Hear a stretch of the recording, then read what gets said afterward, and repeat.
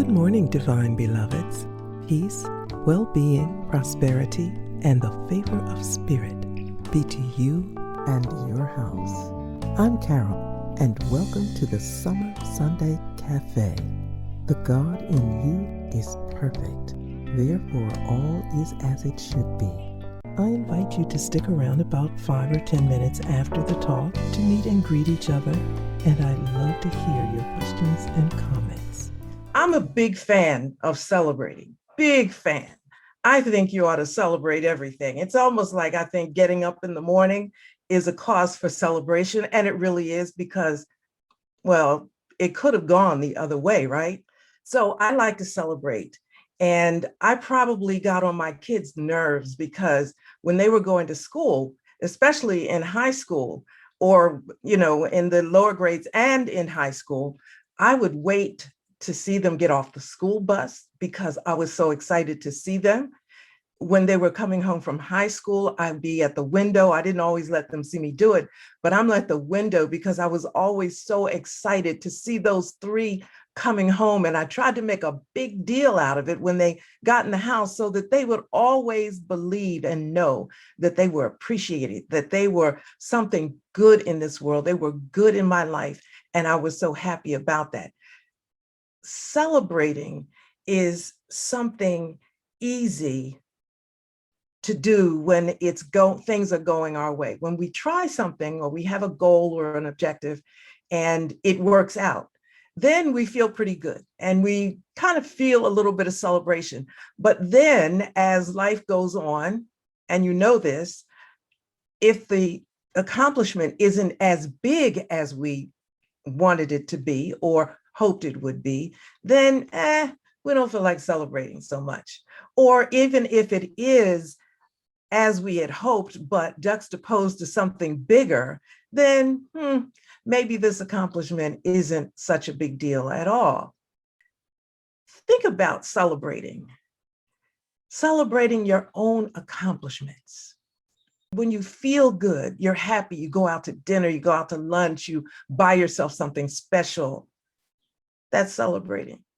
But celebrating is not something that is contingent upon what makes you feel good or what you label success necessarily. Listen to this. Do you celebrate others? Are you able to celebrate others with the same kind of enthusiasm as if it were you? When somebody else reaches a milestone, you celebrate. You celebrate that easily, especially if that milestone isn't in your camp. In other words, it's not something that you're trying to get to. It's their celebration. That's cool. You can celebrate with them. What about when they accomplish something that's in your area or in your sphere or your aura or within your dream world? They got there before you did. And maybe you don't even think about they got there before you did. They got there and you didn't. So they got the promotion that you wanted and you didn't get it. Or in their field of interest, they're elevated and you're not. You're working just as hard. You're doing the best that you can, but they got it. The light is shining on them. Why not on you? Can you celebrate them at the same time for the blessing in their life? Think about that. Not always the easiest thing to do, but think about the law of reciprocity. What you put out comes back to you. Now, we all know our turn is coming. Eventually, sooner if not later, or maybe later, we are going to manifest that dream. We're going to accomplish, we're going to reach that goal if we don't give up, if we keep moving, if we keep allowing spirit to order our footsteps. If we do that, if we keep facing forward, if we keep focusing, because we know that energy goes where our attention is. So if we keep our focus, that energy, that blessing That magic that we're looking for is coming if we do our part. But our part is always to recognize what's going on around us. So somebody else has a greater blessing than we do, we feel at the time, because we're making these value judgments, right? Get in it with them, celebrate, go to their big celebration, go to their banquet, watch the applause go up for them, because when it's our turn, then we would hope that it would happen that way for us. Instead of looking at someone else's celebration or elevation as a personal failure of ourselves not to be able to be there or at that level, it's not. It's just their turn. Your turn is coming. My turn is coming. Remember, on the journey to manifestation, on the journey to seeing or realizing that dream that we were so hoping for, that we're working so hard for, on the journey, everything that happens is purposed to get us there. We don't jump from point A to point B. We think we do. We've told ourselves that kind of stuff. I just want to get from point A to point B. Not really. When we put the dream out in the universe, when we put that desire, that ask into the universe, or in the soil of the law in New Thought language, we put it in the soil and it is germinating. Every step of the journey, whether we label it good or bad, happy or sad, is a part of getting us prepared for the manifestation, so that when it comes, we are prepared for it. Two-way street. The promised land in the Old Testament, we know that story when the people of Israel, or called the children of Israel, were being led through the wilderness and Moses was taking them to the promised land. The promised land was there. It wasn't being prepared. God wasn't creating it. It was already there. That group was just going through life, all of the vicissitudes of life, the challenges, the ups and downs, the hills and valleys of getting there. The water had to be parted. Can you imagine the discouragement, the fear when they saw obstacles like the water in front of them? But the water parted. When we're on our journey to success, however we label it, it is a journey full of ups and downs, hills and valleys, but others are there as well.